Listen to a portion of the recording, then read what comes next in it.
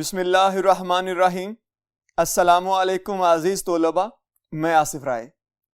عزیز طلباء، آج ہمارے پاس جماعت دہم کا لیکچر نمبر 19 ہے اور اس لیکچر میں آج ہم گرامر میں سے کچھ چیزیں کریں گے۔ تو آئیے چلتے ہیں بورڈ کی جانب اور انہیں پڑھتے ہیں۔ جی عزیز طلباء، ہمارے پاس گرامر میں سے کچھ چیزیں ہیں، قواعد و انشاء سے وہ لی گئی ہیں۔ آپ تمام لوگوں کے پاس قواعد و انشاء موجود ہوگی۔ قواعد و انشاء کا جو بالکل شروع کا حصہ ہے، پہلا صفحہ جہاں پہ صرف و نحو لکھا ہوا ہے، یہ وہاں سے ہم نے گرامر شروع کر دی ہے۔ تو آپ لوگ دیکھیے گا، آج کی جو گرامر میں کام ہے وہ ہے کلمہ کی قسمیں، جس میں اسم ہے، فعل ہے، حرف ہے۔ تو سب سے پہلے ہم پڑھ لیتے ہیں کہ اسم کیا ہے اور اس کی مثالوں سے وضاحت بھی کر لیتے ہیں۔ اسم وہ کلمہ ہے جو کسی شخص یا جگہ یا کیفیت کا نام ہو، مثلا محمود، لاہور، پنکھا، یا نام کی جگہ استعمال ہو، مثلا وہ، وہاں، وغیرہ۔ اب عزیز طلباء، یہ تو چیز سمجھ میں آتی ہے کہ یہ کسی چیز کے نام کو کہیں گے، یعنی کسی شخص کا نام ہو جائے گا، پھر کسی جگہ کا نام ہو جائے گا لاہور کی شکل میں۔ یہ دیکھیے، یہ شخص کا نام، پھر وہ کہتا ہے جگہ، یہ جگہ کا نام، پھر وہ کہتا ہے کسی کیفیت یا چیز کا نام ہوگا، تو وہ یہ ہے۔ اب یہ تو چیزیں ہماری سمجھ میں آتی ہیں، بات وہ کر رہا ہے یا نام کی جگہ استعمال ہو، جیسے وہ کہہ رہا ہے وہ ہے، وہاں ہے۔ جی اسم کی آپ کو سمجھ آ گئی ہوگی۔ اب چلتے ہیں فعل کی طرف۔ فعل وہ کلمہ ہے جو اپنے معنی کے اعتبار سے مستقل ہو، جو کسی کام کا کرنا ہونا ظاہر کرے، جس میں کسی زمانے کا ذکر ہو، مثلا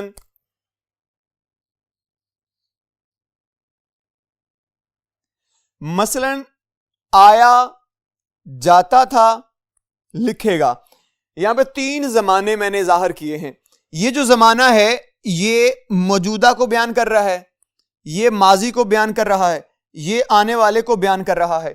یعنی کہ آپ کو معلوم ہے کہ زمانے 3 ہوتے ہیں، ایک وہ زمانہ جو گزر گیا، ایک وہ زمانہ جس میں ہم آپ لوگ ابھی کھڑے ہیں، اور ایک وہ زمانہ ہے جو بھی آئے گا، آنے والے وقت میں ہے وہ۔ تو یہاں پہ ہم نے 3 زمانے بیان کر دیے ہیں۔ یعنی کہ فعل حقیقت میں کوئی کام ہے، فعل کوئی کام ہے جو کسی زمانے میں بھی ہو سکتا ہے۔ آپ ماضی میں کرتے تھے، آپ ابھی کر رہے ہیں، آنے والے میں کریں گے، تھا، ہے، گا۔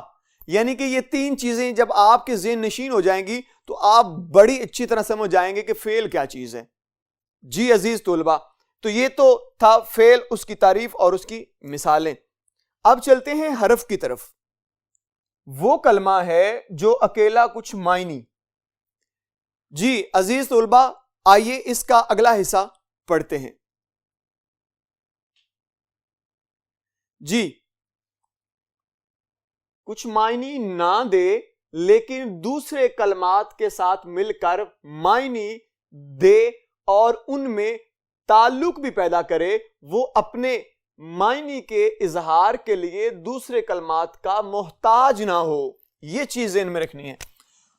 ہم یہاں پہ ایک مثال کر رہے ہیں، دیکھ لیتے ہیں کہ اس مثال میں کس طرح ہم اس کو ظاہر کر سکتے ہیں حرف کو۔ اب ذرا غور کیجئے گا، ہم نے تعریف پڑھی ہے، اب ہم جملہ پڑھیں گے مثال کے طور پر، تو ہم نے آسانی سے اس کو سمجھنے کی کوشش کرنی ہے۔ دیکھیے گا، میں نے لکھا میں گھر سے مسجد تک گیا، مسجد تک گیا۔ یہاں غور کیجئے گا، ایک ہے سے اور ایک ہے تک۔ یہ جو سے اور تک ہے یہ حقیقت میں ہمارے پاس حروف ہیں. آپ جب بھی جملہ لکھ رہے ہوتے ہیں تو ان کے لکھے بغیر آپ کا جملہ نہیں بنتا. اس نے تعریف میں بھی اس چیز کی وضاحت کی ہوئی ہے کہ وہ کلمات کو آپس میں ملاتا ہے, جملے کو آپس میں ملاتا ہے, اس کے حصوں کو ملاتا ہے. میں اگر ایسے پڑھ لیتا ہوں میں گھر مسجد گیا تو جملہ پورا ہی نہیں ہوتا, اس کے جو معنی ہے وہ واضح نہیں ہوتے. تو اس لیے میں گھر سے مسجد تک گیا, سے اور تک یہ حروف ہیں, ان کو ذہن نشین کرنا بہت ضروری ہے. جی عزیز طلبہ, اب بڑھتے ہیں اسم کی قسموں کی طرف. اسم کی اقسام قسمیں موجود ہیں, انہیں پڑھ لیتے ہیں. ہمارے پاس جو پہلی قسم ہے وہ ہے اسم ذات. اسم ذات کو پڑھتے ہیں. وہ اسم جو کسی وجود اور حقیقت کو ظاہر کرے, یعنی یا تو وجود کو ظاہر کرے اور ساتھ میں کہیں حقیقت کو بھی ظاہر کر رہا ہو. ایسا اسم جو کسی ذات یا اس کے وجود کو یا اس کی حقیقت کو ظاہر کرے, اسے کہتے ہیں اسم ذات ہے. یہ ذات سے مراد ایک مجسم جسم موجود ہو. ذات کہتے ہی اسے ہیں جس کی شکل و شباہت ہو, جو نظر آئے, جس کا جسم ہو, اسے کہتے ہیں ذات. ذات ہوگی تو اس کے بعد پھر اس کی خوبیاں ہوں گی, تو وہ بعد میں پڑھیں گے. اگلی بات اسی سے منسلک ہے, اسی ذات اور اس کی صفت سے منسلک ہے, اس کو بعد میں پڑھیں گے. لیکن ابھی ہم بات کر رہے ہیں صرف اسم ذات کی. یہاں پہ میں نے مثلا لکھا ہے, یعنی مثال کے طور پر محمود ہے, قلم ہے, دیوار ہے. محمود, قلم اور دیوار یہ حقیقت اور وجود کو ظاہر کر رہے ہیں. میں اگر بات کرتا ہوں محمود کی تو ایک جسم ہے, نام ہے, حقیقت ہے, اصلیت ہے, اپنا وجود رکھتا ہے محمود. میں بات کرتا ہوں قلم کی تو قلم کا ایک وجود ہے,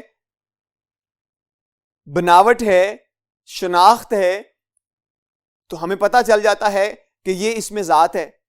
اس کے بعد دیوار ہے.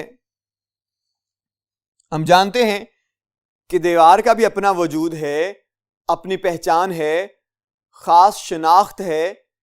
تو ہم اس چیز کو بھی پہچان لیں گے کہ اسم ذات کسی بھی وجود کو ظاہر کرتی ہے, اسم ذات کسی حقیقت کی بات کرے گا. جی عزیز طلبہ, تو ہمارے پاس اسم ذات میں سے محمود, قلم اور دیوار, یہ تینوں جو ہیں یہ اسم ذات کی نشاندہی کر رہے ہیں, کسی وجود کی شناخت کی بات کر رہے ہیں. آئیے عزیز طلبہ دیکھتے ہیں کہ اسم کی اقسام میں سے اسم ذات کے بعد کون سی قسم ہے, اسے پڑھ لیتے ہیں. جی ہمارے پاس اس وقت اسم صفت ہے. ابھی ہم نے اسم کی اقسام میں سے اسم ذات کو پڑھا ہے جو وجود کو ظاہر کر رہی تھی. اب ہم نے اسم صفت دیکھنا ہے کہ اسم صفت میں کیا چیز ہے. دیکھتے ہیں, اس کی تعریف پڑھتے ہیں. تعریف ہے وہ اسم ہے جو کسی کی اچھی یا بری حالت کو ظاہر کرے. ہمارے پاس دو چیزیں ہیں, یا تو اچھی یا بری حالت. کسی بھی چیز کی دو حالتیں, کسی بھی انسان کی دو حالتیں, کسی بھی وجود کی ذات کی دو حالتیں ہوتی ہیں. ایک حالت ہوتی ہے جو اس کی برائی کو ظاہر کرتی ہے, ایک حالت ہوتی ہے جو اس کی اچھائی کو ظاہر کرتی ہے. ہم نے دیکھنا ہے کہ اچھائی کون سی ہے اور برائی کون سی ہے. پہلے اس کی ایک مثال پڑھ لیتے ہیں.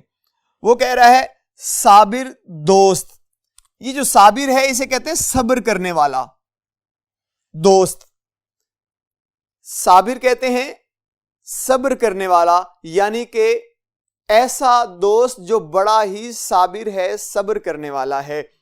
اب یہ جو صابر ہے یہ حقیقت میں اس کی اچھائی ہے، یہ اس کی اچھائی ہے۔ میں کہتا ہوں نیک، تو یہ نیک بھی کیا ہے؟ اچھائی ہے، صفت ہے۔ اب ایک چیز عزیز طلباء یہاں پہ یاد رکھیے گا، جو برائی ہے وہ بھی صفت، لیکن اس کی پہچان برائی سے ہے۔ اچھائی مان لیا ہم نے صفت ہے، اچھی چیز ہے، لیکن برائی بھی صفت ہے، لیکن وہ بری ہے۔ وہ جھوٹ بولتا ہے، وہ غیبت کرتا ہے، وہ چگلی کھاتا ہے، یہ ساری چیزیں ہیں برائیاں، لیکن ہیں تو اس کی صفت، اس کی پہچان تو اس سے بھی ہو جاتی ہے۔ تو اس لیے جو اس میں صفت ہے وہ بری حالت کو یا اچھی حالت کو ظاہر کرے گا۔ جی، اس کے بعد آگے بڑھتے ہیں تو ہمارے پاس آ جاتا ہے اسم کی استعمال کے لحاظ سے قسمیں۔ تو آئیے دیکھتے ہیں کہ اسم کی استعمال کے لحاظ سے کون کون سی قسمیں ہیں۔ جی، ہمارے پاس اسم کی استعمال کے لحاظ سے قسمیں ہیں۔ ایک اسم معرفہ ہے اور ایک اسم نکرہ ہے۔ پہلے اسم معرفہ کی تعریف پڑھیں گے، مثال دیکھیں گے، اور اس کے بعد اسم نکرہ کی تعریف دیکھیں گے اور اس کی مثال دیکھیں گے۔ اسم معرفہ وہ اسم جو کسی خاص چیز، شخص یا جگہ کے خاص نام کو ظاہر کرے۔ مثلا بانگے درا، لاہور، کیٹو۔ اب ایک چیز بڑی سادہ سی ہے، ذہن نشین کیجئے گا اسے، کہ جو اسم معرفہ ہے یہ خاص ہے۔ اب خاص سے مراد یہ ہے کہ ایسی چیز جو صرف دنیا میں ایک ہو، اس کی نقل نہ ہو، اس کی پہچان ایک ہی چیز سے ہو۔ جیسے میں نے یہاں پہ بانگے درا لکھا ہے، یہ علامہ محمد اقبال رحمت اللہ علیہ کی کتاب ہے، یہ انہوں نے لکھی ہے۔ اس کے علاوہ ہو بہو اسی نام کی کتاب اور کسی مصنف نے نہیں لکھی، کسی شاعر نے نہیں لکھی، تو یہ ایک ہے، خاص ہے۔ تو ہم نے پڑھا ہے کہ اس میں معرفہ خاص چیز، جگہ، شخص کے نام کو ظاہر کرتا ہے۔ جی، جیسے میں نے یہاں پہ کہا لاہور، تو لاہور ایک ہی ہے۔